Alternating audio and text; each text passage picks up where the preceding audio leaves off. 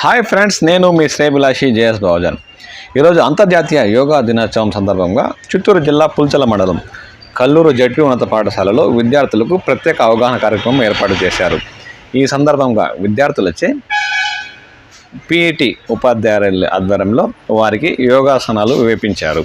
ఈ సందర్భంగా ప్రధాన ఉపాధ్యాయురాణి శ్రీవాణి మాట్లాడుతూ విద్యార్థులకు యోగాతో ఆరోగ్యమే కాక ప్రతి ఒక్కరు ఆయుష్ పెంచుకునే అవకాశం కూడా ఉందని, యోగాసనాలపై ప్రతి ఒక్కరు అవగాహన కలిగి ఉండాలని ఈ సందర్భంగా ఆమె అన్నారు.